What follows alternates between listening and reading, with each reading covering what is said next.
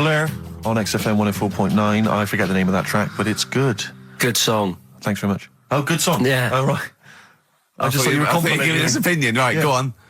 The what? Are we still on the air? Yeah. What are we doing? Merry Christmas. We got someone on the line. Oh, right. He's here.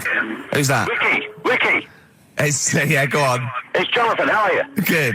It's only TV's Jonathan Ross. Ross, turn your radio down, you idiot. I'm here. I like to, I haven't got a radio on, what are you talking about? We can hear the feedback. Well, I haven't got it, it's not my fault, it's your incompetent radio station. And also, didn't you hear we said don't call him, we don't want to speak to the listeners? I'm not a listener, I'm a visitor to your shores, I'm special, you know that full well. I know you're special, right. Yeah, exactly. What have you got a name for the band? Yeah, you ready? Yeah. Blump. B-L-U-M-P. I tell you for what, you can't have a normal word. If it's the monolith band of all time, if it's the big, you can't have a regular word. It doesn't make sense. How can you have a regular word? All these ideas you've come up with are rubbish. You need a word which only stands for that one thing. No one's heard it before. No one will use it again. Blump. I can't help but feel that that's a more appropriate name for maybe one of Ricky's bands. I love seeing that picture of him in that band. You see it everywhere these days. He was like a girl. He was like a little girl in a suit. It's like a little dyke at a wedding. What was that? That's got to be the kettle calling the pot black, surely. Yeah, I've always got nothing but 100% heterosexual. We're not sure about. There's not anything wrong with it, I know that, but look at you. I actually had to get that in. There's not anything wrong with it. I'm Jonathan Ross. Oh, dear. I was thinking the other day, right? Oh, yeah? The Comedy Awards. Yes, sir. You didn't have to say some awful things about poor celebrities, poor has-been celebrities with coke addictions and fat lips and faces where surgery's gone wrong and everything. And when they're on the show, they're going, "Oh, you look lovely." Yeah, I'm nice so to them. good. Well, I'm nice to them to their face, but obviously when I'm not with them, I like to let my true feelings be known. What's wrong with that? That's how everyone Well, I'll is. tell you what, you can get anything off your chest you want on this show. Any celebrities you want to talk about? There's no one listening. Yeah, it's just between me and you. A lot of people listen. They listen to my show, and after they've had a few hours of, good laughs, they like something bland to just cool them down afterwards. So they flip over. We know this happens. Did you mention my DVD on your radio show? You know what? tonight? I forgot to. I forgot to mention it. Christ! I meant to mention by the office, but I forgot to mention it. And then I thought afterwards, it's not like he needs the cash, is it? It's There not we like go. it's not like he needs it. It's not like it is, but he's probably earned more money in a short space. You're like a lottery winner, and you've got about as much taste. You're like one of those burglars who's won the lottery. I am. I'm dressed like an Albanian window cleaner at the moment. Burglar from Reading who won the lottery, and now he's fritting it away on what? I do feel sorry for my neighbours. I've moved into a really nice place. I feel like it's the hillbillies. No, it's nice you've moved in though, because it's nice. It's given them something to sort of talk about behind your back. You've Right. united the whole block. Right, go and play with some Japanese wind-up toys now, I'm Ross. going home to play Mario Double Dash with my son. It's going to be a good afternoon. I phoned you once after I finished my show. It's about 5 minutes past 3. Yeah. And I don't mind if I said, how you doing? You went, it's brilliant. You said, this is what you said. You went, everyone's out. Jane's taking the kids out. I've already masturbated twice, and I'm playing with a new Japanese toy. I'm masturbating now. I just wonder if there's one more contender. I don't know who this was, Ian, that phoned in with it, but possibly it's topical. Deathly Hem. Yeah. Deathly Hem. It's brilliant. Oh, it's Deathly Hem. Please welcome to the stage, Deathly It's Hem. Deathly Hem. Who's that? We've got to give it to I don't know who that was. Oh, but, well, if you came up with Deathly Hem, email again. Deathly Hem. It's the greatest name for the greatest rock band of all time. Will you please welcome to the stage, Deathly Hem. It's golden tonsils. Isn't it? I was going to go see him once at the Camden Underworld about a year ago, and they had this sign up, right, saying that Graham Bonnet, who sang that song, had cancelled, right, and it said, God willing, he'll be performing tomorrow. And just in case you thought he'd cancelled because maybe no one bought any tickets, the doctor's certificate was beneath the cancellation sign. Brilliant. Well, we've sung that a couple of times drunk, haven't we, Ian? Oh, but, at the top of our voice. We have done it. It is the best ever. Yeah, it is. Ben has won whatever you're giving away. Yeah, Ben a big came pile up with of Deathly crap that Hem. we thought. Yeah, Deathly Hem. Yeah. I mean, if you are in a rock band, you're looking for a name, and you think you deserve that name, then write to us. We want to know that you're really heavy, and Ian Canfield would officially hand over the deeds of the name Bethlehem. Deathly Hem? Deathly Hem, yeah. Deathly Hem. They only play at Christmas. You only play like big venues at Christmas, and it's all things about like fighting, like good versus evil, and God versus the devil. And you got to write songs like that, yeah. Yeah. Deathly Hem on XFM 104.9. Perhaps that the debut should certainly be a concept album based on the Nativity play. Yeah, Brilliant. Nativity, yeah, Or that'd be just good. the whole kind of Old Testament in kind of rock form. Yeah. With extraordinary. It's the battle for humanity. Yeah. It's called Humanity Manatee, and it's a fight in the ocean of hell. Yes. Sure. Yeah. Sure. Yeah. I'd like to see a serpent. Maybe pictured That'd somewhere. be a serpent, isn't it? I It's hope track there's a 4. serpent. Track Yeah. 4. Yeah. Track 4. Yeah. I think we should give massive props and suitable regards to Ian Camfield. He's come in, he's pressed the buttons. He stood in for an idiot brilliantly. Yeah, I he think has so. stood in for the retarded. It's a shame that you've not displayed some of the usual incompetence that we've come to love and expect from Karl. It's a shame. Okay, well, You are the greatest DJ in the world, though. The way you sort of like drop Press these buttons. But you know, every you're there. time I've pressed a button off air, Ricky's been going, "Oh, what great DJ!" It's great because So- he ends it. It's just brilliant. I mean, we're lucky if we can talk with the mic on. That's the title, not talk over a record. We did some great links during the ads. Yeah. And, of course, Jonathan Ross masturbating live on air. Just looking back at some of the highlights of You this don't get week's that show. on Capital Gold, do you? Like Tony Blackburn getting a call from Fluff Freeman going, "All right, mate, I'm knocking one out." Yeah. Well, have a lovely Christmas. Have a bloody great Christmas. Have a mate. bloody great Christmas. It's the best of next week. Yep. The best of the last few weeks with some tat, you know, that Carl's put together. We're Look back in forward to that. January. We're playing some of our favourite songs of the year. I'm next looking week. forward to seeing Pilker's tan and Pilker's pictures back, from his holiday. covered in ash from the beach. Yeah. And we're back on the 3rd, I believe. But Ian, do you want to introduce something? This is Ian's choice for the day. Yeah. We'll see you next week in spirit, and then we're back on the 3rd with Pilkers. Over to you, Kampf. Enough of Jonah Louis. This is Paul Di'Anno, ex of Iron Maiden, doing Santa Claus is Coming to Town. Talking of sleeping, oh man alive, I went to see the last part of the Lord of the Rings trilogy. Why? Well, it's like a family thing now. Every Christmas, my family and I have been going to see the Lord of the Rings, the next instalment. It's like a family thing. What will you do if they keep making them? Oh, I'd say I've wasted now about 10 hours of my life with that tripe. You can never get that I can back. never get that back. That's what Peter Jackson owes me. 10 hours now he owes me of my life. It is absolute drivel. Well, I know. We've said this before. I don't want to harp on again about it, but I cannot fathom why everyone is so excited and loves these films so much. Like you say, people review saying it's the best film ever. I think this is the greatest movie I'll ever see. And I don't... It's like they go, oh, but look at all the fight But sequences. Tolkien being up there in literature, like, you know what I mean? It's sort of like Shakespeare. Tolkien. No! Yeah. No. But what is it that he's writing about exactly? I don't know. Little midget fellas who can't get shoes. I mean, I've got big feet. I've got size 14. I can get shoes. Oh, God. Send But I off know- from mail but I order. know it is like, it's like, Harry Potter taken seriously. Yeah. But I know who's watching it. It's like these people who are watching it are obviously nerds, people who live in Forbidden Planet. They love it. They can't believe their luck. But It's that's like, the core audience, but it's obviously bigger than that. But then it's also people who can think they have a go, like menopausal women thinking, well, I'll write a book then. the Globling came into the cave. Exactly. Right? And they're sort of like 13-year-old sons who've never shown an interest in anything except glue, now writes Orc yeah, exactly. on his exercise book, and so they're loving it. It's like, It's sort of God. uniting, bringing people together. But at the end, right, I mean, it's taken them now like 9 hours to get from one part of Middle-earth to the end, to the other end, so they can destroy the ring, the evil ring. Did they do a line? Was it? I don't know what they... Like these little Chinese fellas. And it's taken them 9 hours of their time and my life as well to get there. And at the end, they all say They do goodbye it in to each real other. time. Why did they edit it? Oh, I mean, that's what it felt like. It really, it can't have, it must have taken them less time, you know, within the sort of logic of the book to get there than it did to me to watch it. And at the end, they sort of say goodbye to each other and they all hug. So there's like, you know, there's little midget one, you know, Frida, saying goodbye to, you know, Bjorn. What are and they Benny. called in the thing? Because are they PC in it? Are they called like midgets and dwarfs? No, they're called hobbits. Oh, are they? Yeah. So we should call small people hobbits from now on. That's what they are, just to make it kind of topical, and they'll like that as well. Give them sort of, you know.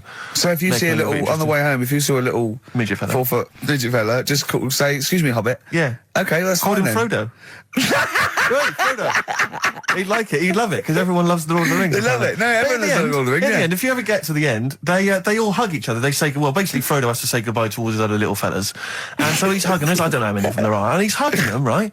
And it is the most interminable thing I've ever seen. It's like the music's playing. They look into each other's eyes. He hugs them. He hugs. They pull back. They look at each other again. They're like, I will never see each other again. Then he hugs the next one, and I was just screaming. I was thinking, hug, just one big group hug. Yeah. Then we can get out of Like it. an American football team. Exactly. Just go. And they just go off. Yeah, knock Not heads. each individual one. I mean, it's dragging on and on and on. And apparently on the DVD, there's like an extra sort of 20 minutes of extra footage of scenes he's cut out.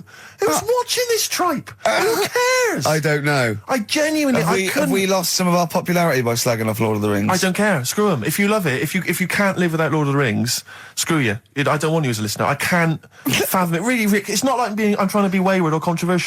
I can't get my head around the popularity. But doesn't Harry Potter annoy you as well, though? Yeah, but at least it's kind of over in an hour and a half. Is it? I haven't seen it. I went to the toilet 3 times during the course of the film. Really? It's unbelievable. The woman sat next to me. Sexy stuff in it, was there? Some of those little pixies with the pointed ears. It just took me back to all, Mr. Spock. Oh, all those glorious days. But it really is just. I mean, have you seen any of them? You've not bothered. I've seen one, and it was long, and I thought it was nicely filmed, and I thought, well, okay, I'll just get through it. I even think, it was just a list of, and here come the orcs. Exactly. Right, okay, we see the orcs now. Yeah. But it's like people go, look at the amazing fight sequences, the amazing immense battles. And it's true, he's got thousands of actors and stuff on horses, brilliant. But I'm not impressed by good time management. No. Well done, he's got all those people together, he's orchestrated it, well done. But it's got to be more interesting. My friend summed it up. He said the Lord of the Rings films, they're like the film equivalent of an Enya song. Yeah. And that to me is exactly right. Lots of billowing dresses, slow musical moments. That's good. People riding majestically on horses. Enya. Constantly riding majestically everywhere. Dido's taken over from Enya in that. Well, So possibly I've got so. a confession to make. Go on. I like that latest Dido song. I'll play a song. Let me just, I know. I thought I don't Rick, know what's what to going on? say. Let me explain something to you, Rick. Oh, God. Snow Patrol and Run on XFM 104.9. Yeah, not bad at all, not bad at all. So everyone had a good Christmas though, yeah? Really? Carl, even though it was like a little bit Lanzagrotte, it was a nice Christmas. Yeah. What was the book you read, by the way? Someone just emailed in and wanted to know. What was the book you read? It was The Governor. The Governor? Yeah. Right, okay. Did you buy Suzanne a gift in the end? Which you surprised her with on Christmas Day? Yeah, after that show that we did before Christmas. Yeah. I was walking home thinking, might as well treat her then. Yeah. Went and got her a necklace. Nice. Actually, she said she wanted a necklace, but I didn't know which one, but went and got one. Yeah. And she was happy with that. Yeah. But, shut her up. yeah. yeah. And did she get you something? a gift back? She did get me something, yeah. See, we knew she Of course would. she would. Yeah, but the thing is, right, she got me a little Game Boy Advance to take on holiday because she Brilliant. knows I get bored. Lovely. Right? So that was good, but I was like, hang on a minute. I know how much I spent, Oh, and I know how much these are, right? But I was clever, though. When I got to the airport, I bought her to get me an extra, bought me an extra game for it. Yeah. Got the value. Of course.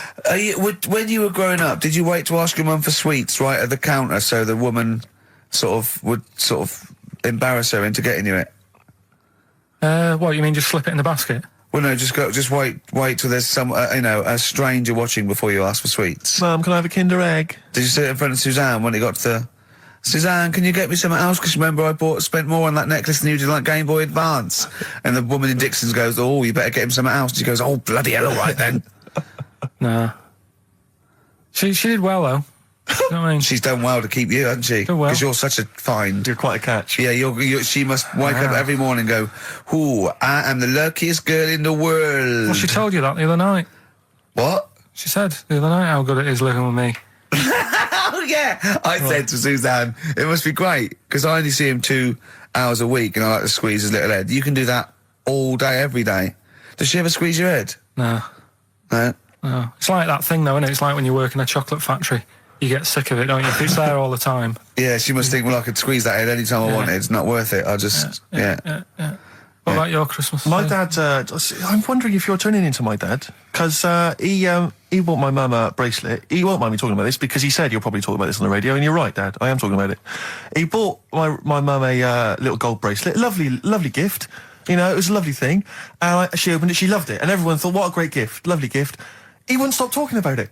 He wouldn't stop talking about the gift he bought. He kept on grabbing my mum's arm and showing it to people. Look at that. Look at the gleam on that. The gleam! Steve, look at the shine on that. Look at the gleam there. Look at that. Gleam! And do you know what he said? He said, the great thing about that's pure gold. He went, it's an investment. That's an investment, there. It's gold, you know, it's always worth something I gold. love that when people get a gift and it goes, it's an investment. I love it. But what? Not only does it sort of take away any of the romanticism of it, but it was the way he constantly was talking about how great a gift it was I'll that tell he you what, I haven't heard the word gleam for 30 years. Look at the gleam on that. The gleam. Look at that. Look at the sparkle on that. And look at that. And it looks like rope. That's what he kept saying. It looks like rope. It looks like gold rope. And he just, I don't know, I heard it, he disappeared, we were opening gifts, he went disappear, I could hear him in the kitchen going, think about that's pure gold, that, Elaine, that's pure gold. I might melt that down. Yeah. John, next door neighbour, John, look at that, look at the shine on that. That's great, that's brilliant though. But it's just, it sort of undermine the gift a bit if you keep on droning on about how great it is. If people enjoy giving, that's nice, isn't it? And you got to, you know, what did your mum say? She loved it. She couldn't get a word in edgeways. That's a step up from a jar of coffee, though, isn't it? It is a step up, yeah. That's good. Oh. What about yours? I didn't get my mum and dad anything this What? time. No, because I'm always treating them anyway. Whenever if they need a few quid, if I can help Well, them, you I do. are the gift that keeps on giving, Carl. No, but don't just go giving anything just for the sake of it. You know what I mean? Wait for the time that's right, sort of thing. Just because it's Christmas. Because Yeah, I mean, there's no better time, is there, really? no, I just was going to say my mum and dad didn't get me anything, but they did. What'd they get? But just some money. But I'll get them something when the time's right. Do you know what I mean? They always need bits and pieces through the year, so Yeah, I'll look after them. sure. But it was weird being away on Has anyone Christmas got caught onto the fact that, you know, they leave groceries in the telephone box near your dad yet? No, that's still going on. Is it? Going on, yeah. Oh, that's fantastic, isn't it? That is just fantastic. So when he needs a loaf of bread, pint of milk, just goes down. Does he ever give that as gifts? Now listen, are we doing the film thing in a bit? Oh, Got more prizes. yeah. Is it better than Rockbusters? It's all right. I did it in a bit of a rush because I was only in yesterday, wasn't I? Sure. Well, yeah, And if you you do, take 3 holidays a year, then So- there's not enough time for the work. Me and Steve like to, you know, put our priority into, you know, doing the work, coming up with a good product, Yeah. and getting a holiday when we can. You know, I haven't really. I had a love a holiday, Rick, you know. I love a holiday. But I don't do the holidays for me. It's for Suzanne, isn't it? She's the one who likes going away. With So you. I'll just go, yeah. So I'll go with her. Do me bit. When you were playing Game Boy, right, and you'd looked in a hole, and you were reading your book, what is she doing? She'll make things seem more interesting to me. Do you know what I mean? So like when we're at the Owl and the bus driver said, "You got an hour here," I said, "Why have I got an hour here? I go to a funeral with someone who I loved in a ground and don't spend an hour around it. Why do I want to?" Do you know what I mean? Why do I want to spend an hour looking in this? Wasn't And that then terrible when you're out, you just shot up in all this magma? Yeah. That was terrible, wasn't it? That was the worst funeral you'd ever been to, wasn't it? But she'll I'll tell sort you, of, that would make funerals more interesting. If they it was a cremation and a burial. Yeah. You just put them in a volcano and they keep go shooting 2, back 3, out. here they go, wee, up to heaven. I was having a conversation with my flatmate about songs that would be inappropriate to have at your wedding, at your funeral. And it was Horny, surely that is was one. it, yeah, was what Was we it were horny, thinking. Yeah, that was really? the first one we came up with. I'm horny, horny, horny, horny. That was the first God. one we came up with. Isn't Robbie Williams' Angels one of the Yes. Biggest and ones. I think Wind Beneath Your Wings, yeah. I think is apparently quite popular. Oh yeah, yeah. I play that on Auntie Nora's, aren't you? Bit of Boston. Yeah. A bit of Who Busted? Boston, more than a Boston, feeling. right. It's much more than a feeling. Boston, more than a feeling. XFM 104.9. Well, you were going to tell us a little story about Just past my test, Yeah. my parents had a big Volvo estate, and there's quite a big car to drive. My parents didn't have a car. But I know you don't drive cars, Rick, but it's got a big car to drive if you've just passed your test. It's safe though, isn't it? It is very safe. That was the thing. Yeah. And I come from the West Country. Obviously, there's quite a lot of windy lanes. around there. You're joking, do you? They have cars there. Oh, here he comes. Blimey, Carl. Learned on a tractor, automatic it was. Do you want me to tell it or not? Oh! Don't give up the accent! Oh no, I'm not worried. Oh, go on. Go on. So I went to this You party. never got him being from the north. Not when he's telling an anecdote. He's never telling an anecdote. Oh yeah, fair point. Yeah, go on. So I went to a party and I was quite excited because I had the car, the motor, and there was a chick heading down to the party that I was like, I had my eye on. And I thought, now I've got a car and going to the party, it's going to be amazing, right? You glass and eye, various friends had said, like, can we get a lift? I thought, yeah, groovy. I'll pick up the chick as well, who was a friend of a friend. Yeah. So cruising down to the party in the motor, the Volvo estate, and there's nothing sexier than that. Slipping a little bit of Billy Joel on the stereo or whatever. Something classic. Exactly. and maybe it was Billy Ocean. I think maybe I was quite a Billy. Maybe it was thing. Get Out of My Dreams, Get Into My Car. Ideally. Yeah. So I get to the party, and inevitably it was one of those house parties where the chick that I had my eye on, she kind of was chatting to other guys, and she wasn't really paying attention to me, and I was sort of... Saying hard to get, was she again? Same old story. Oh, they make me They laugh. know how to tease, don't they, the ladies? Laugh. Who are they kidding? So I'd follow her like a dog, from room to room. Yeah. And watch her Quite while... literally, sometimes he was barking. Yeah. And while, just watch her while she talked to other blokes. And then, obviously because I was driving, I wasn't drinking, so I was not really enjoying myself. And then somebody said, should we go and pick up Vera? And I thought, right, okay. And they went, Steve's got a car, let's all leap in there, we'll go pick up Vera. And this girl was like up for it as well, so I thought, brilliant, I'll be back in the car with her, away from all these lads. Yeah. One guy she had her eye on, he came as well. I was a little bit annoyed. Yeah.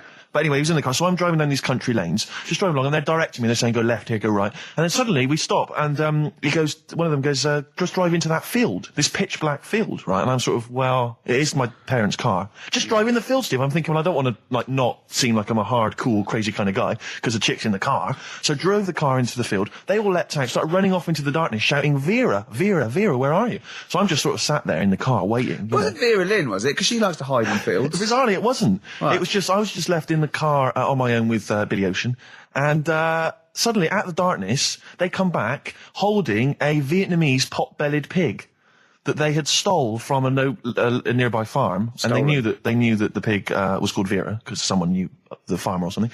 Anyway, so they got this pig. So now they're going, "I'll put the pig in the back of the car. We'll take it back to the party. It'll be hilarious." I'm thinking, well, I'm not sure I want a pig and all its piggy crap in the car, right, crammed in there. But they say yes. So obviously, I'm thinking again, I don't want to look like I'm a nerd. I'm terrified of that, Rick, ever happened. Yeah. So, So you go, hey, bring the pig into the car. Exactly. I'm no nerd. Exactly. Yeah, go on. So now we drive off again. I got this pig kind of squeaking in the back of the car. And, they say, stop again. Let's do some cow tipping. And they do that old thing, about the fact because cows sleep standing up, don't they? So you can push a cow over and stuff. Yeah. So they're having a wild time, hilarious. So this time, now we get to a sort of dead end in the road. And, they say, well, turn around, let's go back to the party. And I'm thinking, fine. Try and do a 3-point turn in this very narrow country lane, right? Get the Volvo estate wedged horizontally across the road. Can't get it out, just can't seem to sort it out. I don't know what, I'm panicking because there's a pig in the car, right? And, local disgruntled farmers, right? People drunk, partying, probably off their head on some kind of weed. Rick. Was it loads of blokes with pitchforks and flaming torches Exactly. going, burn him? He's playing with our pig. Exactly that. And so that, I was so terrified that all I could think was they're going to have to send a helicopter to lower a magnet onto the top of the car to lift the car up and put it the right way around. You used to read a lot of comics, didn't you? Yeah. So, do you know what I started doing? What? Crying. Did you really? Yeah. Why? So started crying, just very slightly, started getting upset. And the other guy that the girl fancied, he had to get into the driving seat and sort it out for me by slowly edging forward So and that's backwards. the worst bit of the whole story. Yeah, edging slowly back and forwards. He just sorted it out, just slowly worked the car back round, and then we were off. You were just gently weeping. Just gently weeping in the back. The bloke had just taken the bird that you saw from a distance. Exactly. That was basically your wife in your head by then. Oh, yeah. Wasn't it? I can't We were believe it. happily married with a pig for a child. Don't joke, that could happen. I know. The pigs come, if you like. Sorry? What did you say? What did you say? When you do what, Carl? What did you say? No, what did you say? Because I don't want to have to go to the radio authority again. What did you say then? Just remember. We are going out live, Carl. Yeah, remember Tom Binns, right? What did you say? What I'm saying is, why were they shouting Vera? Because pigs don't come to the name, do they? Hey? I don't know the ins and outs of pig, have how to lure a pig into your trap. Can I just tell you some very, very interesting things about pigs? Please do. Right. One, everyone knows they have a corkscrew-shaped penis, right? A corkscrew-shaped penis. That's the tail, isn't it? Two, they can't look up. They can't put their head back and look up, right? Three, they can have a 30-minute orgasm. Rick, is it only pigs that have got a corkscrew-shaped penis? No, and landlords. Right, running her to school one day, and she was in the back of the car with a mate, and they were chatting away about stuff like kids do. And they got onto the topic of one of the mates who they said, I mean, you've got to remember, this point was probably about 5 or 6, something like that, right? In the back of the car, talking about My Little Pony, whatever it is they play with. Subject changed. That Lisa in our class, she's a lesbian, isn't she? Right. That was that's what they were talking about. Yeah. Chatting away about it. Just openly talking about lesbianism. And probably, this is the topic that they're talking about in the pub when they're having out drinking. Yeah, but they might have thought a lesbian was a funny word or something. You don't necessarily know the ins and outs of it, do they? It's weird though, isn't it? Because when I was younger at school, you didn't you swore a little bit, but it wasn't like major swear words, and you sort of did a little bit of nicking, but nothing like they get up to now. I mean, my girlfriend, when she was about 7 or 8, she was walking to school with her mum, and she called her a C-U-N. Right? You are joking. No, she said, because she thought it was she said she thought it was a big furry animal. So she was being nice, and I remember, where'd you hear that? Where'd you hear that? Like, just heard it at school. So they might not know what it means. But because I'm thinking maybe, did you start the show with that particular kind of manner? Just because obviously a lot of new listeners, I imagine, thanks to the massive poster campaign, and you obviously want to impress them and charm them. There's a few examples today of irony coming back and biting you. Yeah. That seemed like a funny idea at the time, me posing that up. But Jonathan Ross phoned me up when they first went up and he said, I've just seen a big poster of a predatory gay. Yeah, you do look a little bit. Yeah. Hello. What's your name? Would you like to sit down here? And then you're in the background. And also, I think the funny thing about having you as a partner, I mean, the only good thing is that you look weird and tall, like too freakishly tall and lanky. Oh, yeah, but in that one, no, because your background and you're smiling, you don't look as weird as you do in real life, or as freakishly tall. So it sort of ruins it a little bit for me. they found out that scientists. Oh yeah. I've found out 17th century that like now, 1 in 10 rams are gay. 1 in 10 rams are gay. Yeah. Yeah. So that was like, wall it. That's how I could get that in. They got a load of gay and straight rams. Right. They worked out which were which first. They said, right, that bunch there is a gay bunch. They looked better. They just had more pride in their appearance. And the other ones, the straight ones. And then they gave them to this scientist and said, right, go on, do what you got to do. And they took the brains out of all of them. Just to check. And It's the re-education of Karl. He's like Liza Doolittle. And now he's coming to, or Lawnmower Man, if you've seen that film. More like Lawnmower Man, if you've seen the film. You'll know what I mean. And his homework was to just study quotes, really, on happiness and stuff and general well-being. He's not a big happiness quote fan, are you, Karl? not really. So what have you done? You've come up with something, haven't you? Right, yeah, I told you, right? Because a lot of these are just things you say every day. They're nothing special. So what I'm doing... Well, you say them every day. Well, the sort of things you come out with and you don't even think about it, do you know what I mean? Yeah. They're on the TV all the time. People on the radio are saying these sort of little quotes. Sure. And what I've done is, remember that programme on Channel 4, Faking It? Yeah. Where they got some, like, posh kid to be on the door and all that. What I've done, I've... Imagine if that was the pitch for the show.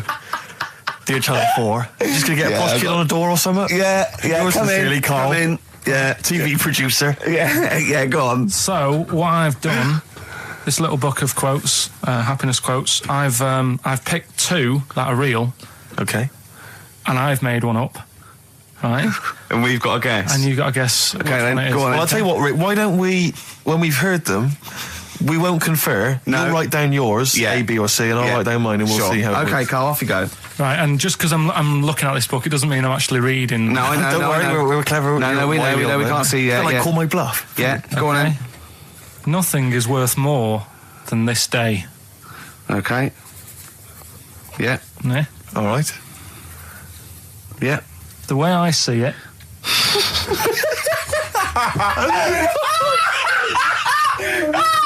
Oh God, my head's gonna burst. No, hang on. My head's gonna burst. No, Hang on. this might not be Carl's. It might not be. How do you know I haven't tweaked them a little bit? Yeah, good Okay, point. fair Good enough. point. No, good point. The way I see it, if you want the rainbow, you got to put up with the rain. Yeah, okay. All right. All right, yeah. Okay. Hang on. It's not here. Come on. Cat food. Cat food, come on. It stinks a bit, but if you don't put up with the smell, the little kitten will die. Steve, I don't know what to say. I don't know what to say. Imagine this in faking it. Imagine their faces when he says that, and they're going, "Oh my God." Carl, play a song, mate. We'll have to confer on this one. Right, Blair. Well, that's just amazing, Carl. Just read them again. Two were real, one was fake. Go on in. Right. First one. Nothing is worth more than this day. Excellent. Next one. What does that mean? Well, cherish now, cherish your time. Okay. Because you can't get it back, and Yeah, you know that's the way I saw it. Carpe diem, whatever it is, seize the day and all that. Okay. If you want the rainbow, you've got to put up with the rain. Yeah, of course. Yeah, rough with the smooth. You know, it's not all plain sailing, but you know, rainbow's beautiful, but it comes because of the rain, which you might not like. So Yeah. make the most of everything, and Yeah. good. Cat food doesn't smell good, but if you don't put up with it, then the little kitten will die. Right, no, Carl, that is a good effort. Now that one's yours. I mean, obviously, right? Right. No, but it's a good effort, right? I mean, it slipped seamlessly into the others. Yeah. Don't think it didn't. No, but it's good. I mean, we knew it. We knew it was that one. But what I will say is, it's good. But what you don't know, maybe subconsciously, is, I mean, it's very similar to the putting up with the rain and the rainbow. But that's good. Why do you think that? Well, What does mine mean? well, even though it smells bad, it's good for something. Right. So- See, so- I didn't look at it like that. What did you look at? I kind of thought. Was yours more specifically about cat food, generally? Because you know, normally it's an analogy. Yeah, or a metaphor for something, you know, much bigger. Well, no. The way I I mean, looked at it- Dolly Parton, who I think did the rainbow rain thing, she wasn't specifically concerned about weather conditions. No. It was a sort of general idea. It's all about life. Yeah. It Well, exists. that's what I've done. Go on, I've used an everyday thing Yeah. and put it with today's problems. Right. Go on. So, like, my girlfriend, yeah, she might like to go shopping for clothes. I hate it, Right. but because I love her, I put up with it. Ah, that's nice. Yeah. Yeah. So you love that little kitten. You can't stand the smell of the stuff you got to feed it, but because you love it, you go, well, you know, I'll put up with this just for a few minutes, and then I can like squeeze its head later and give it a little. Sorry. Squeeze its little head. Yeah. Well, that's just the thing that I do with cats. Put it in a bag and drown it in a lake. I can feed it and then I can throw it against the wall. exactly. So you didn't see it like that, did you? No, that's very good. So it's about love, is it? It's about putting up with the bad things Yeah. for something you love. Yeah. Well, that's nice. But That's very Carl, good. you seem now to be convinced and rather smug that you've tricked us and that you've fooled us and that we didn't understand it. Well, I say that's your fault, not ours. In fact, if people are out there, we're too lazy, could you write down everything Carl's ever said? Because I think we could publish that. Yeah. He said one today. He saw my salamander. It's not a euphemism. He saw my salamander and it's just sitting there in the tank. Your exotic pet. Yeah, and he's worried about there not being a lid on. And he said, I went, what are we worried about? He said, wow. He said it sits there for 24 hours a day, obviously planning to get out. Well, it's got nothing else on its mind, and it's the daft thing is, he has actually got the lid ripped up a little bit. And he'll be looking up there, and it's going to get out. But what's the worst that could happen? What's it thinking? What do you think it's thinking, this salamander? It's got its eye on the DVD player. I can have Ian be down the market. Well, it's like those people who, those cab drivers that you'll meet at sort of 3 a.m. who've just got a car and just went out with a car. Yeah. And just, I'll pick people up and charge them. Yeah. I got in one once. I said to him, the guy just pulled up. I said, he said, I was in like East London. I'm going back to North London. I said, going to Swiss Cottage. He went, sure, hop in. We set off. He went, do you know the way? I said, well, not really, no. I thought you'd know the way. You're in a cabbie, aren't you? He went, no, don't really know the way there. I said, have you got an A to Z? He went, no. I thought, well, if you're going to go out just on the, just winging it as a cab driver, two things, take a map and a torch. He didn't have either. He said, well, I'll probably get to Camden. I said, right, I'll direct you from there. Drove on for about 5 minutes, making conversation. About 5 minutes later, he went, do you know the way to Camden? I thought you knew the way to Camden. I don't really know the way. I thought you did. Oh, it was lewd. I mean, let me out. £4. Exactly. And that's, I don't know who's got that sort of time on their hands that they just think it's 3 a.m. I'm at a loose end. I think I'll go out doing a bit of cabbing. Wow. Yeah. Because your dad was a cabbie, wasn't he? Yeah, he was, yeah. Couldn't stand it, but it's good money. He was he wasn't like a chancer, though. What was he doing when he put that little Forrest Gump in a weedy bin? That was part of the cab company thing. They had to do like a charity event once a year, and he did it 1 year. Never asked him again. Tell us the story again. I'd rather not, because we got a few sort of complaints about it. Why? Why did you get complaints about it? Because he put a kid in a bin, and it's not the thing to do.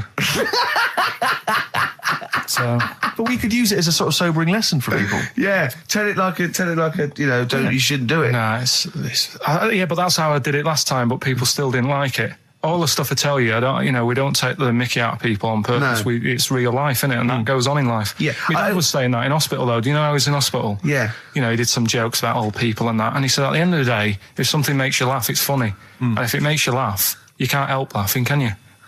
Do you know what I mean? So, what are you meant to do? And laughing's good for you.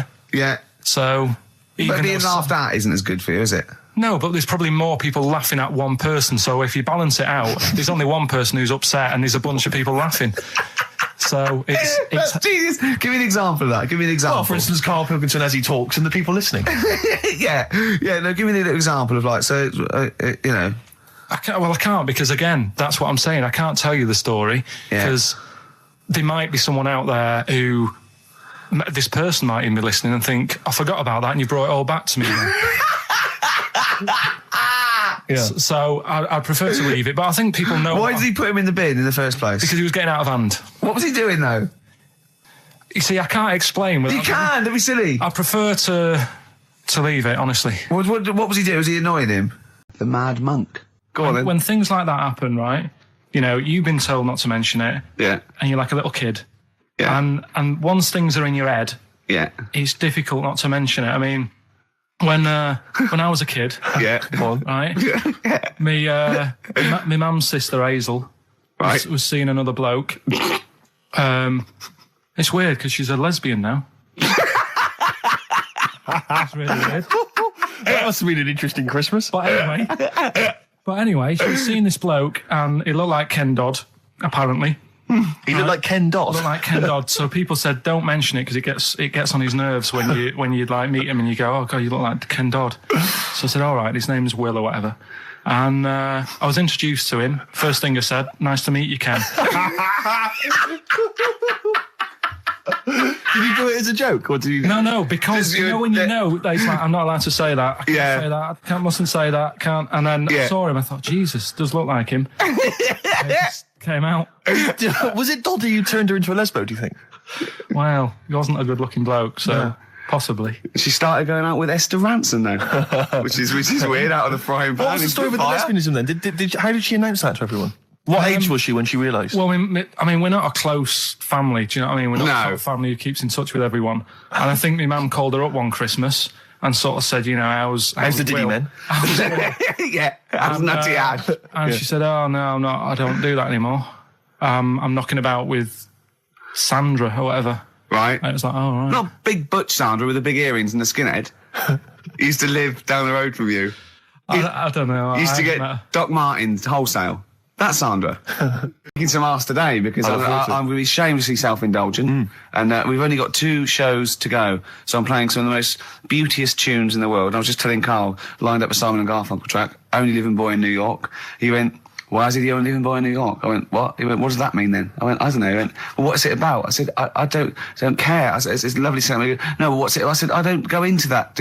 I said, he went, I like a story. I said, like what? I said, killing of Georgie, no trickery. Killing of Georgie. I think we should play that at the last. It's good. I heard it the other day on Radio 2. It was cracking. It sounds like, well. It's really good. Tell them what it's about again. It's about little girl, gay fella. A little what? A little gay fella? Yeah. Right. Who, I haven't heard it for a bit, so it's all off memory, this. But, gay bloke. Is he from Scotland? I have no idea. But he's from somewhere where gays aren't liked. Okay. Right? No. Well, he is, kind George of. Boy was Gargates, nothing more than the kindest guy I ever knew, right? Now, all he did was, right, his father said, how can my son not be straight? Kicked him out, right? Goes to America. Yeah, but you can handle all that. You can handle your dad not getting on with you if other people around you are into the same scene. Yeah. But That's he right. was like, he was left on his own, he didn't know what to do. Yeah. He was getting stressed out. Yeah. So he goes... And this was I don't know. before, I mean, this is, when did this record come out? Must have been the 70s. 77, 77, yeah, something like that. Right. And he's During punk. Right, oh, I see, yeah. so you know, the village people had come along and made gay cool. Yeah. That had already happened, Yeah, but it go wasn't on. respected. but he was watching the telly or something, and he saw that New York had loads of them over there, and they're all having a good time. Sure. No, sorry. At no point in the song does Rod Stewart say little gay Georgie was watching telly and saw loads of gays in New York. At no point in that song. No, but this is what I like about that song. You sort of picture what's going on. You make it up. Yeah. Okay, so the little gay fella was watching telly, and there was presumably the and now from New York, the gay show. Yeah. Or whatever, because it was a big scene over there, wasn't he, in the 70s? Yeah. Okay. Right. Go on. So he goes over there, and he's having a great time and that. He's meeting... Went to New York town, very quickly settled down, soon Meeting became the loads toast of the Great White Way. Yeah, they loved him. Went All down. the old queens blew a fuse. Yeah. Yeah. And then, I don't know, he was out late one night, Yeah. and he's walking home, Yeah. and gets attacked, gets killed, Yeah. and he's lying in the They gut. didn't intend to take his life. They just pushed their luck a little too far that night. Yeah, you see? So, Yeah. but what's good there? Is it good that he had a bit of a good life and was able to be himself, Yeah. or should he have stayed in Scotland? He didn't come from Scotland. Again, I really... Right, I think, is there any way we can get this song before the end of the show and play it? Because I've heard it recently. A lot of people listening will have never heard this song. They won't have any idea. Can what I we're talking can I about. say what you said when we were talking about that song once before? Is it bad? It might be, because we were talking about, you know, Georgie Boy, and he, you know, got a... I don't know. What? It's when you said... Well, no, it's a fact. I don't think if Well, any- he said, so it's looking at Georgie, he gets out, so dies, right? He goes, well, they do go out late. I know What a few- gay people I go know out a few late? gay people, and they start to party late on. That's Yeah. why in Soho, right? Girlfriend got in a cab, right? Suzanne was in a cab, and the cab driver was taking her to an early start, right? She works at the BBC. Yeah. Early start, 4 a.m. It was going down. It was mental in Soho at 4 a.m. Yeah. They were all still like starting the night out. How do you know Whereas- how do you know they're gay? It's Soho, isn't it? Fair enough. Okay. Play a track. I'd love to be able to try and dig this out. Yeah, we will. This is Simon and Garfunkel, The Only Living Boy in New York. It's lovely. You know, when I went to the BAFTAs with you, and I wasn't really enjoying it, you were like, He's what? No, you you are didn't tell such us an this. ungrateful. There are so many You're people. like a little charity case. You're like, oh, I had God. chicks queuing up Yeah. around the block. You'd wanting to usually come. have to. I know, but I Someone told like you you. would have to write to Jim or Fix It or Esther Ranson to get them to meet us sort of people.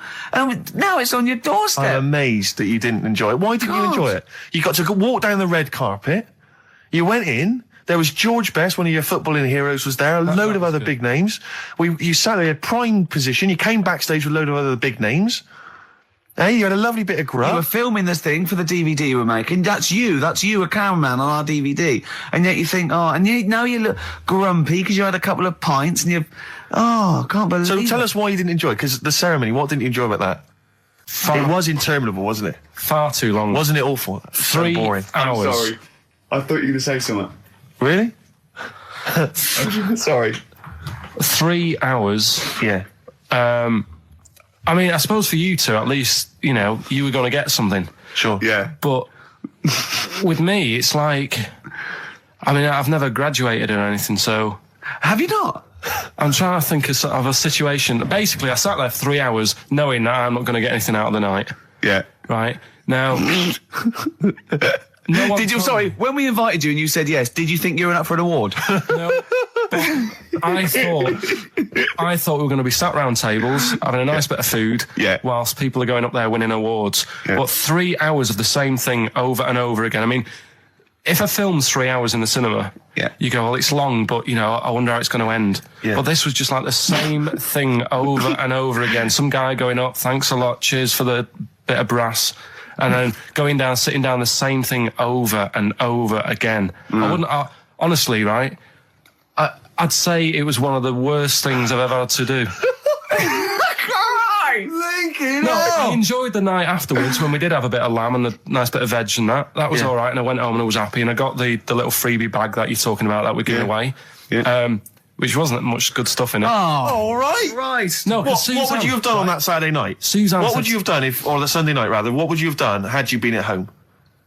I would have stayed in with Suzanne, right, watching telly, having a nice bit of pate on toast or something, cup of tea, watching 24. But instead, I had to buy an expensive suit, so I didn't show you up, right? Jesus, what are we doing? Yeah. How much did you spend on your suit? Well, in total, right, because, you know, the shoes and the suit and the shirt and the tie, it was about 600 quid.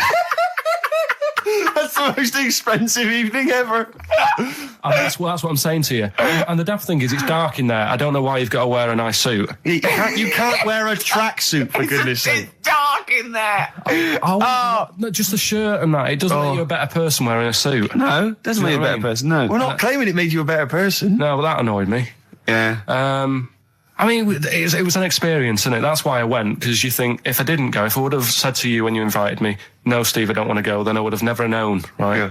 And that's my sort of thing in life, right? Yeah. If something comes up, you should take it, even if you're not going to like it. It's a bit of an experience. Right. Do you know what he said to me? I phoned him up because we had to meet up, and obviously he had to pose as my gay lover. Yeah. To get in, right? Yeah. He said, "What?" You said something to me like, "I bought a suit. I'm looking good." He said, "I'm looking good."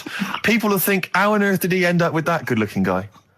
So he got into the role. That was what he said to me. He started getting into it. Such an insight. Play record. It's the best of. You've been voting in all week, sending your emails. So here's the clips that you wanted. All right, so here's the first bit. Where are you going, Lanzarote? Yeah. Where's that?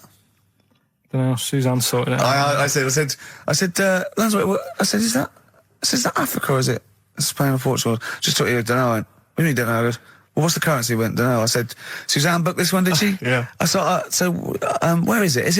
Is Lanzarote African or Foreign. Somewhere foreign. I was looking last night, and doesn't look that good. There was like one of the highlights of the things it says you've got to do is go and have. Apparently, they've got restaurants in caves, and that's like one of the things they say you must do. So, if that's a highlight, do you know what I mean? Right. So I'll do that. Go and see what that's like. Yeah. When you're on the beach, Carl, do you wear the very, very tight Speedos? No. Do you walk around with them? Sort of longish shorts, t-shirt on, probably with a sort of a light shirt on top of that. Right, sure. So quite wrapped up then. Covered up. Do you wear a hat? Because obviously the bald head, there's risk of sunburn. No, I just put a bit of lotion on it. Lotion on there. Yeah. Just have a bit of a wander down the beach, have a look. Yeah. See if there's any old blokes with their tackle out and a backpack. A lot to look forward to, so Yeah. well, there you go. Yeah. Well, we're looking forward to finding out how you get on. Yeah, I'll let you And know. Interested to know what she gives you on Christmas Day. Probably get More anything. scintillating chat after this next song. We've had a lot of emails, Carl. I don't want to sort of put a dampener on your Christmas, but a lot of people have been slagging off Lanzarote. One of them just said, well, one of them, I don't know if I can find It is Canaria, isn't it? It's Gran. It is one of the Canaries, isn't it? It's a volcanic island covered in volcanic dust. It's very windy, so you have to dig a hole to sit in on the beach, and there's hardly anything to do.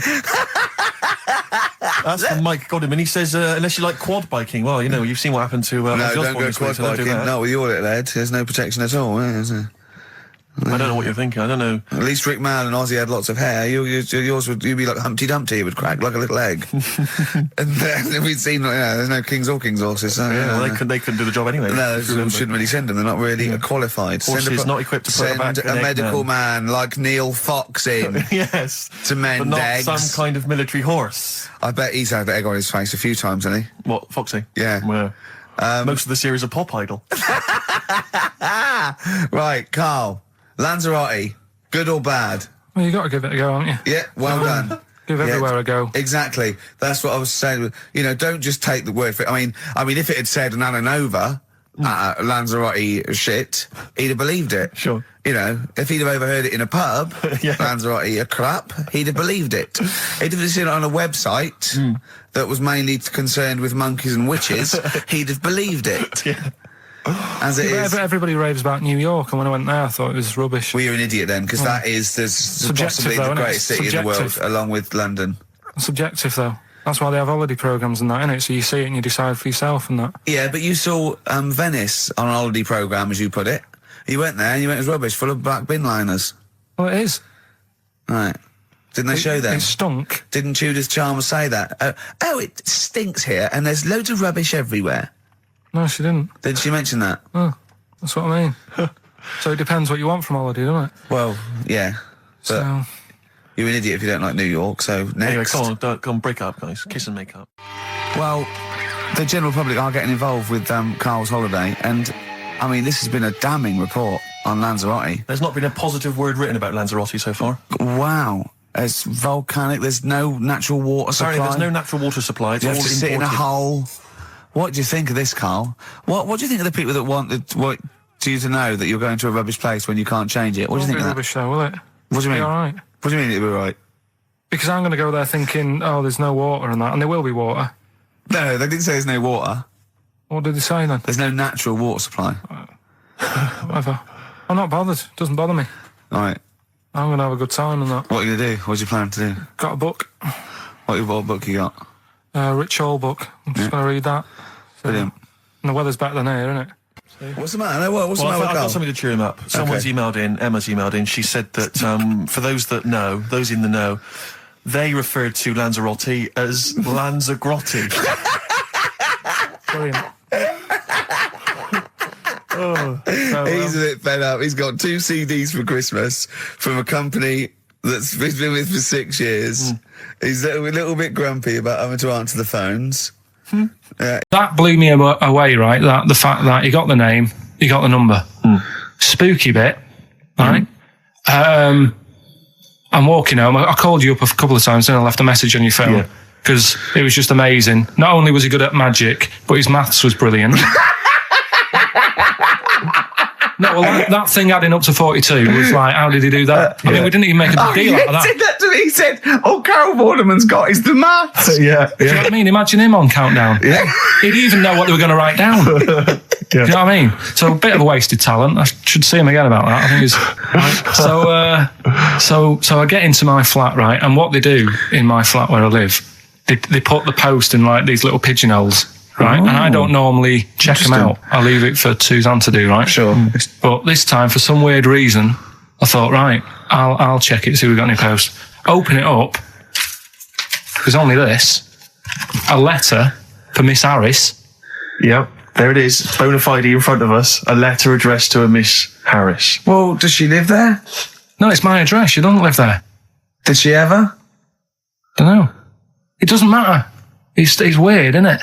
But We've never had. Normally, I think there was a guy who lived there called Yaki Shoki. Mr. 42. It was definitely wasn't an Harris, right? This is the first time we've had a letter for this woman. Yes. Right. But what are you claiming? Because Darren Brown himself admits that it is not paranormal, it is not supernatural, it is a trick. It's a trick. Is it? But he would say that, wouldn't he? Hitler said that. Play a record. Well, can we open this? No, it's illegal. No, but I'm thinking if What it's if a we opened birthday it off card air? for someone's like 42nd birthday. Right. You can't open that letter. Go and put it back, or put you cannot open that letter. Why not? You can't open someone else's mail because you think Darren Brown's supernatural. What if we steamed it open and then resealed it? No one would know. It's only a letter. You can't. You can, but I don't want any part of it. Carl, I If think you should open it. No, you open I'm it. not opening it. It's against the law.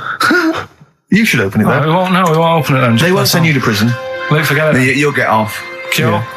Bit of Bit of cure. cure, There's no it's cure, no. operation. I'm looking. Well, I'm tempted to open it. Well, do you want to, Steve? There you go. No, I'm not going to open it. But I think you should definitely.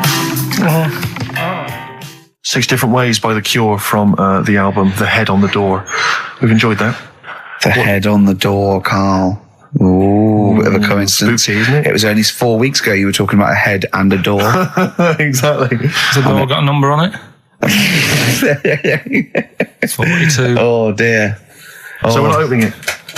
No. Well, I can't open it because as the producer, right? Oh, yeah, because your standing in society is such that they'd make a real example of you, Yeah. a producer of a tin pot radio show once a week. Yeah, he should know better.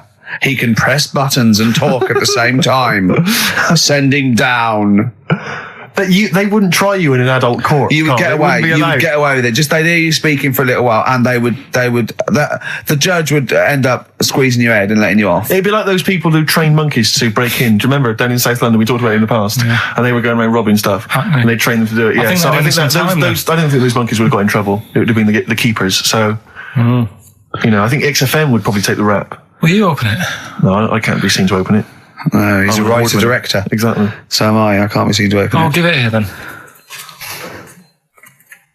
Right, I'm having no part of this. That's against the law, but Right, I'm having no part of it. open it. Come on, you've started now. Right. The thing is, right, if it's important, we can say maybe she's listening. But do you need the stress? What it could be anything. What are you going to say? We're going to say, oh, and if you are listening, Mrs. Harris, you have got gonorrhea. Call the clinic. Do you know what I mean? It could be anything. Oh dear. Oh well, I think my talk did well. Well, what is it? Is the number 42 on there? Oh, What is it? Can you say? Be careful. What? Let me see what it is. What is it? Dear Sir, Madam, your periodical dental inspection is now due. Would you kindly contact the surgery to make an appointment? Harris, Mrs. Harris, if you're listening, your periodical dental inspection is now due. You might want to contact the yeah, but the dental surgeon that you normally go to. she's could have a faulty tooth. 42. 42. 42. I don't believe it. 42. 42. Oh my God. Lars, and there she goes. What a great start to a show. We've had 20 minutes of some of the best banter, chatter, and music and anecdote anywhere on the dial. You're damn right. High five. Yeah. Sweet, man, sweet. Oh, what are we talking about? Well, I love that track. It's lovely. They've got a bit of the Liverpool gene pool, haven't they? That sort of doddy. You know what I mean? I like the Scouse sort of look. You know, the Cilla Black and the Stan Boardman. Yeah, it's particularly unique to Liverpool, It's isn't sort it? of happy in teeth and ears. And, do It's you know what I happy mean? in teeth and ears. Yeah. Oh, brilliant description. Yeah. Happy in teeth and ears. Yeah, that's just three of my friends. Now, we've got a great track lined up, haven't we, Carl, that I brought in? Simon and Garfunkel. Now, I'm not ashamed. As you know, me and Steve aren't worried about being part of a trend or being trendy or jumping on about it. Steve particularly doesn't worry about, like, looking good or, No, I'm saying, as a compliment, he doesn't worry about walking along like that or, Well, I'm looking good. No. But I'm saying you don't mind the insults freak boy or goggle eye or... swore off a duck's back, mate. Do you know what I mean? Or a new phrase that's been coined because of Steve's face, walk off a frog's back. Who's saying that? Just a lot of you, a lot of friends and that. But I mean, my friends. yeah, a lot of the people. Can you name names or? I can't really. Big promises you can't. I can't. I can't wanna really. mess anyone up? I think it's the Kagol. Looks good. It does look It's good. waterproof, Rick, and it's also stylish. I wear nothing underneath, so it's tight to the skin. It gets sticky in damn weather. Is that why you sort of It's rustle? sexy. But what's all the? Is there abuse? What's this? No, they just say. Because I'm a pretty trendy guy, but I, as you say, I cut my own trend. I make my own style. Oh, dear. So just go back to insults briefly. Go on, Goofy. saying. Oh, no, I see that's... Goofy, that's no, not no, fair. no, because that's what he said. It's in my head. What do you mean he said? No, When did he say that? No, I mean... When did you call me Goofy? No, he didn't. He said about what's in Baldy? the head. Hey, no, when it's... come Mate, on. come off it. Don't Who's start. calling me Goofy? No. I'm not even Goofy. Goggle-eyed's fair enough. Yeah, but you can sort your look lanky. out. I can't. What do you mean I can? How can I sort my look out? I'm not even Goofy. That's not fair. You've got the proper features. What? Just needs sorting out a bit. I can't help it if my hair's not good. I noticed the other day when Carl was sitting on your knee having his picture taken. It's a long story, right? He's got a completely spherical head. It's slightly too small. I'm not being funny because, I mean, I'm not perfect. But he's got a completely spherical little head. He looks a little bit like a baby hamburger. You know Hamburger off McDonald's? Sure. He looks like a little baby hamburger. And it's sort of quite put upon. It's Suzanne thinks I look like that thing in that Dulux advert. Do you know when the woman pulls the head off that? A little plasticine morph type. and then they creature. make a new head for it. And it's like a little head. Really? And that's your girlfriend saying it. I know. Anyway, listen, let's get back to business here. This is a great track. It's America by Simon and Garfunkel. This is where I started saying we don't care about being trendy and all that. Right, yeah. This is the... I didn't want to do this. What do you want to do it? Well, I wanted to give you 3, and I gave you one. It was like the alien man gets a beard or whatever. Yeah, which was total rubbish, so this one should be better, maybe. Hairy Chinese kid. Right, well, we've talked about hairy people in the past. True enough. Haven't we? Yeah. You know, the little kids who grew up in woods and hung around with wolves and that. Yeah, again, you're confusing it. Yeah, they're not... There were some people that were born...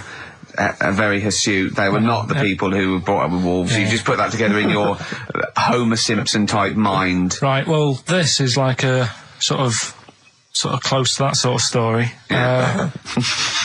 But the weird thing is, right, Chinese people aren't that hairy as a nation.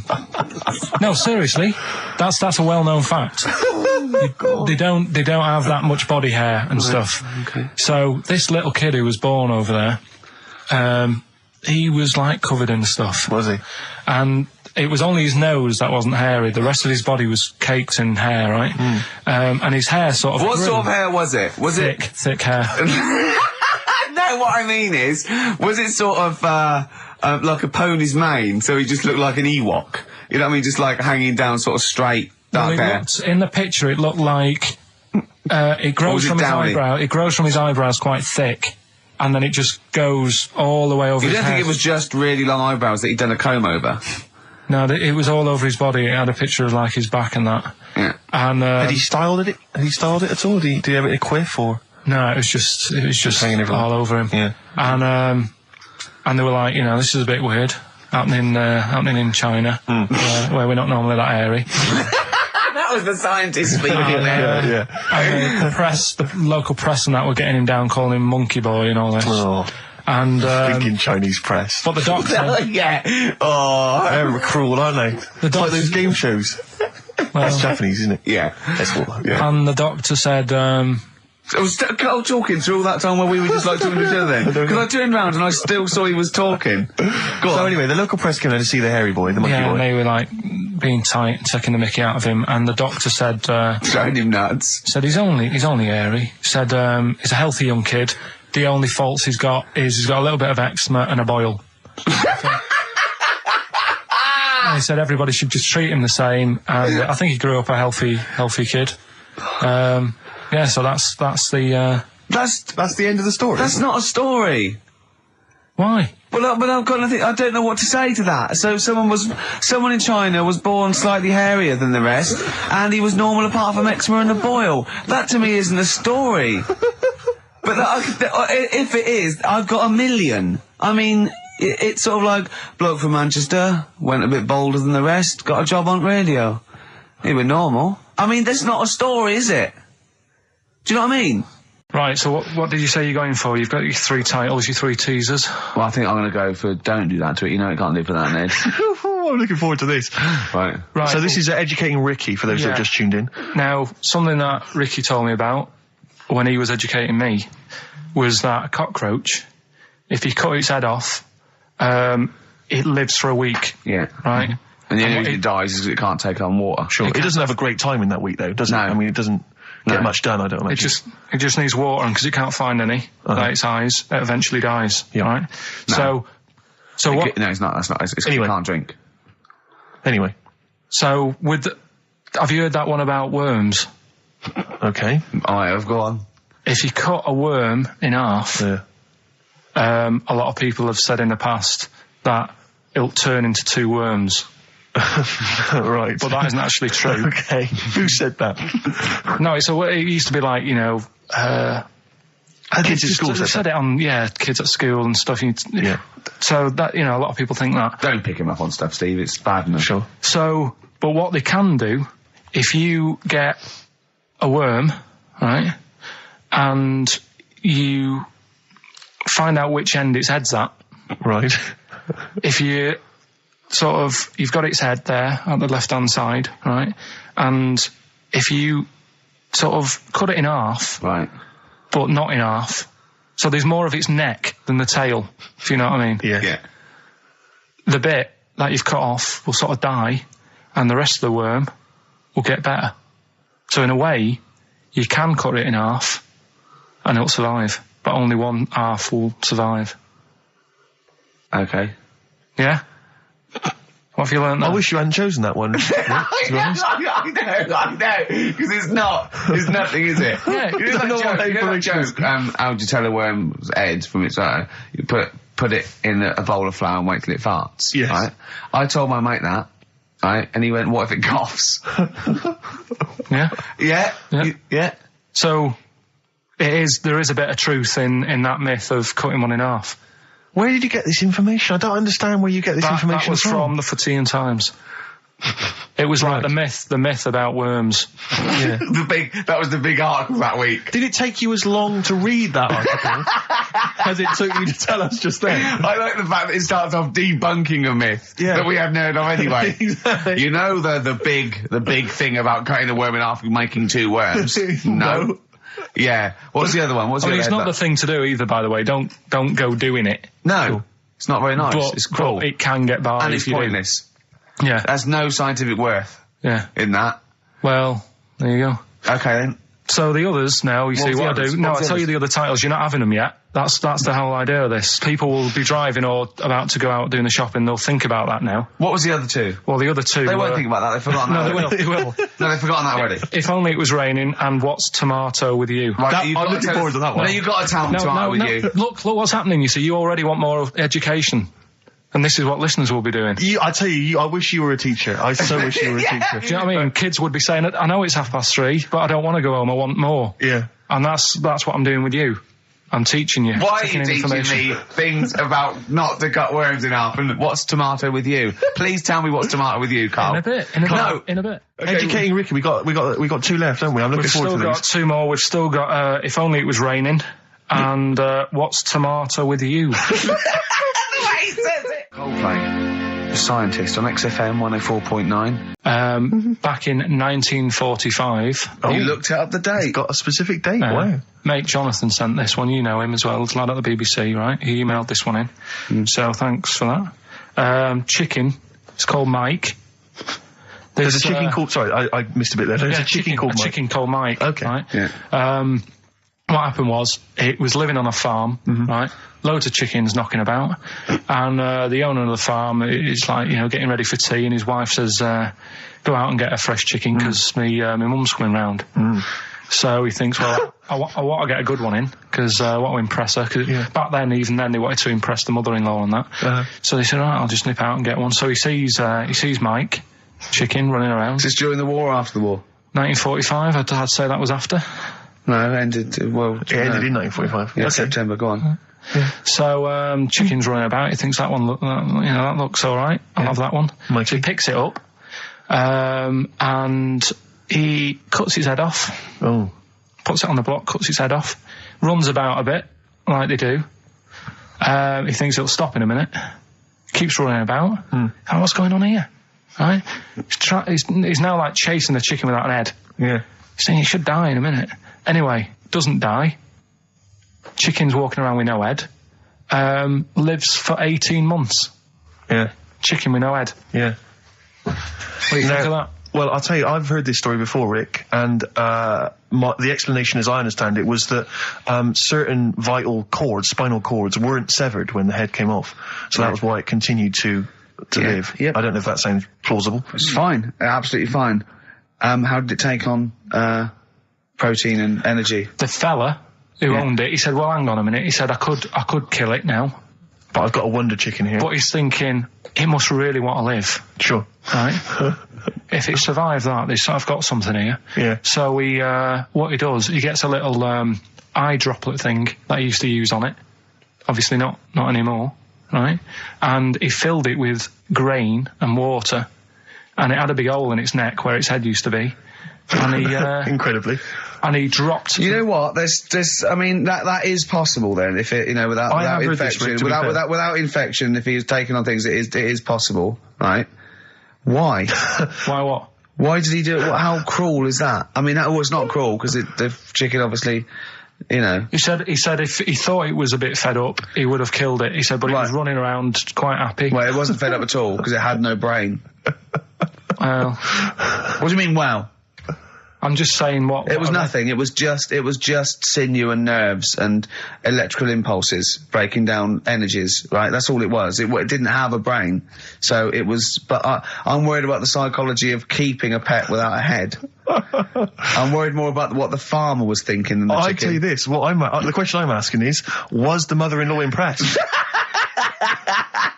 I mean, that's why he's out. That's why he's out to shot Mike's head off. This is lovely, but it's just the head where you don't kill a chicken like that all at once. I thought we were having chicken for dinner. Come and look at this, running around the yard. Yeah. Oh dear. So, there you go. You've learned something there. Yeah, I have learned something. Yeah. Yeah. So. One more. That farmer, I've learned that farmer was very strange indeed. Yeah. There you go. I have to say, to be fair to Carl, I have a feeling like when I read it, the reason he kept it alive was as a novelty. He got charged people to come and see the incredible headless chicken called Mike. Right. So, here we are. That's great. Oh, am I going to have to thump you? Yeah. Do you know the saying, shut your face? Yeah, I've heard the well-known Shakespeare, innit? Yeah. Do you know how it came about? No, Joe Dolce. No, Go on. It's, ages ago. Oh yeah, literally. Like, knights who wore armour. Okay. That's, armour going to have to thump you. That's how it came about. Okay, armour. They wore all the stuff, and they had the helmet, and say if they're guarding something at night, stood outside a castle or something, Yeah. and there's probably going to be two of them, right? So they stood there talking and that, and talking about stuff, and The future. medieval stuff. one of them's like, oh, we should shut up, you know, I've been stood here for hours, and he's going on and on. Yeah, sure. So he'd say, shut your face, meaning shut the guard down on your helmet, The visor. and I can't hear you then. So shut your face. Shut your face. And that's how it came about. Well, I suppose that's... It would be interesting if I could just rely on it. I'm not sure it's true. I yeah. know. I just never know. I can. It needs to be corroborated. It's like I don't know where he got it from, but anything via Carl is precarious. Yeah, I mean, I feel like maybe you should give us your sources next time. You know, tell us where you got this information from. Got it off the internet. Yeah, but where on the internet? I can't remember where that one was. I mean, I always go through like the news pages and stuff, and Yeah, go on that one. right, in Turkey, Nice. it's not, actually. That's where I went, and there was them little fellas after Suzanne in the kitchen. What? What do you mean? We went to Turkey. You went to And, Turkey and there were some little fellas. Well, they had quite a few sort of midgets working in the kitchen. Why? Is it a theme? No, Was it a it's theme just- holiday? I don't know. Might get them cheaper or something. Was it? So they were get them working, cheaper? They were working in the kitchen, and one of them fancied Suzanne and kept sort of eyeing her up, and she was winding me up saying, "Oh, Not iron up and down, just eyeing her up. Yeah. anyway, no." So What anyway, was she doing in the kitchen? no, it's like a pick what you want to eat type buffet, but you have people clearing the tables and that ready for you to come along, Are they low tables? and you know, he was just keeping an eye on her. What did he say though? Was he? What was he? Was he? It was Turkish, so I don't know what he was saying. But he was. Was he? He was. Little fella, yeah, Did he talk What do you to mean her? a little fella? What do you mean little fella? sort of dwarf-like. What do you mean dwarf like? He had magic powers or he was 4 foot? What do you mean, A Carl? little bloke, just like a normal bloke, but small. If you stood him in the desert, you wouldn't know. But he'd be hot nothing at around first. him. Right, Carl. You should watch out for the monkeys. Yeah, underground. Those underground monkeys are dangerous. You can't just say there was a little midget fella who was eyeing up my girlfriend and then leave it. What do you mean? What was happening? This is a story to us. This is much more interesting to us than, and she was deaf, right, and she hit her head. That's much more I don't interesting. understand how it manifested itself. Did he come over and say something? No, do you know when it's like girls know, don't they? When someone fancies them. What do you mean there was lots of them as well? Do then? they? That's worth knowing. Listen, right, come on, right. So you went into this holiday, yeah? Yeah, wasn't And you that went good? into the dining room or something? Yeah, downstairs. And in you the looked dining over- room. Thought this is all. There's no one serving. Yeah, and they go, Wait a oh, minute. hold on, you looked down and there was a little waiter. There was loads of them running around busy. Why, though? Why did Because they it get was the... summer. What do you mean? Because it was There's in loads of them. summer. They had more of them They on. come out in summer. They come out in summer. What do you mean they had more... What do you Because mean? it's busy, isn't it? no, but they So- hibernate in the Why winter. were they all midgets? I don't know, maybe it doesn't heat stunt your growth or something. No! Well, they just happened to... Maybe it was a thing that they did for tourists or something. I don't know. I just got on with my meal. It was a holiday. Do you know what I mean? God. Right, So it's a midget surfing. I'm not going to ask any questions. Right, okay, yeah. So they're all little fellas running around, and this one always was like, you know, oh, do you want a new serviette? You know what I mean? Going out of his way to sort of... for turning on the charm. Yeah. Yeah, he was going out of his way. The others weren't. Right. I think what was happening is he'd been working with Santa all the winter. Yeah. This is like a little summer break. This one He was hadn't your seen a girl. waiter, and so he was being polite to you. Maybe. But what did Suzanne say then? Well, she was using it to wind me up. What was she saying? Oh, Just like, you know, look he may be small, but he's well, built like a... Yeah, he's all man. so Were you jealous of a midget then? You were jealous of him? it is a bit annoying, isn't it? Why? It wouldn't bother me as much now, because I've been with her for ages. Right. But at the time, that might have been one of our first holidays, and it's like, you don't know, want to be what's going thrown on? I away paid by for it. this holiday. Yeah. And then you get off with a midget. Yeah. Oh. So anyway, But it doesn't matter because you got chatted up by a bearded lady. So. tell you what, no, that's got nothing to do with that. What were you going to say? What were you going to say? I was going to say the hotel was half board, and maybe Oh, right. Just get this educating Ricky out of the way. So, Turkey, yeah. So what is this again? It's educating Ricky, is the tip included. Right. Apparently a fella was on holiday in Turkey. It's just having a normal holiday, weather's good, you know, he's having a good time. Waiters are all normal height. Yeah. He's having his meal. He hears a load of screaming going on in the kitchen. No. As his girlfriend wandered in there. And they do, With a stepladder. the circumcised people in the kitchen, and apparently... What are you talking about? Whoa. Slow down. We were sidetracked there for a minute. What are you talking about? Well, I'm excited about two things at once here. One, they circumcised people in the kitchen. Two, I guessed it was someone losing the end of their knob. He did, yeah. I started thinking like Karl Pilkington. Extraordinary. That is amazing. Apparently it was going on. It wasn't just a one-off either. Well, when I say a one-off, I mean they did it more than once. Yeah. Right. And there was it was there for a week, and apparently the first night it was quiet, and then the rest of the week, every day it'd be like having his breakfast, or even his lunch, or even his tea. Yeah. Right? He'd be doing it all day. Oh. You'd be hearing Lunch and screams. breakfast, fair enough, really. Yeah, But but circumcision at tea time. Don't do that. And apparently it's a tradition over there. You can't even make a complaint about it. It's like, well, you should have found out before you come over. See, I can't believe this is true. Sorry, I'm a little I bit can't lost. believe this is He was in a true. restaurant, in a hotel, and there were people having circumcisions in the kitchen. Yeah. Is that right? I'm even worried that we're bordering on the racist here, suggesting that is tradition, that Turkish people cut the end of their cocks off in the kitchen Yeah. at meal times. I think you're wrong, Karl. This just sounds ludicrous, Carl. No, I don't think it happens everywhere. Right. I think this Just in Oh, this is this hotel. certain places, Certain hotels. certain hotels. What, is it like 2-star? Yeah. Why did he go to the Foreskin Inn? It was his own fault, wasn't it? So that's Sorry, that's it, is it? Have they closed? Sorry, no, wait. That's the story. You educated me, right? Once a fella saw some Turkish people cutting the tip of their knob off in the kitchen. Thanks very much. Thanks very much, Karl. Got any more? Well, there's things you can learn from it. Either don't go to Turkey, No!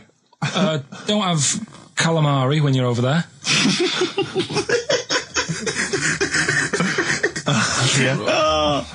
Karl, you've done it again. Well, You too. I love that one. God, can I just tell this quickly? In the week, I'm talking to you now, the listener. Usually I don't. Yeah. Karl said, about embarrassing him on air and that, and he's worried about his education, and he was worried about not knowing long words. Like, we come up with any long words. And he said, no, I was scared, you were going to ask me something about, someone, and he's a Eastern European leader. His surname is Milosevic. And Karl said, so I learnt it this week, and learnt it so you can't catch me out in case you start. I said, what? And he said, he thought about it, and he went, Flobodan Milosevic. got the surname right though, didn't he? So what's his name? Right? What's his name? That's how Bill and Ben would address this leader. How would they have said it? Flobodan Milosevic. What's his name? Slobodan Yeah. Milosevic. Yeah. Well done. Look at Gervais with me, Steve and Karl. Karl, why have you got a headache? You got a headache? Just a bit stressful because the moves on this week. Are you moving house? Oh, by the way, the XFM listeners came round to my house and bought the futon and table. Did they? Were they happy with it? Quite normal. They were well happy. Yeah. Couldn't believe the luck with it. What do you mean quite normal? What do you mean quite normal? Well, it's always a bit scared, isn't it, getting people round. I imagine they were scared. No. And were they excited to see you? Could they? I mean, they were, could you tell that they were pretty pleased to see you? No, I don't think so. I mean, You're Karl Pilkington. yeah, but the fellas sort of, I mean, they brought the whole family round, which was a bit odd. Well, it's not often they get the chance to visit a living creek. Anyway, no, they were nice. And you're moving now, yeah? He said he phoned me up today. It was absolutely tipping it down. Right? He had to cycle in. Right? Because he said, because of the move, he doesn't want to leave his bike round there. Right? And he said, and Suzanne, I can't say this in case he's listening, can I? He won't know. He said Suzanne's hired the oldest removal man in London. You should hear him. And the thing is, right, we booked him because everyone else happened to be booked out, but this fella's free, right? So he called up this morning. I've never spoke to him, but he was on the phone. He sounded about 90. Yeah. Carl thinks that he's going to have to do all the work. And the thing is, right, Cheap. it seems to be All he cheap. wanted some Werther originals. Yeah. Right, Yeah. listen, it seemed to be cheap because it's £50 an hour. But how long is it going to take him?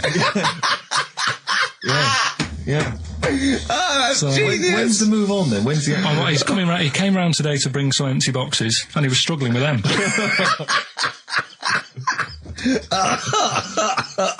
So it actually happens on Wednesday.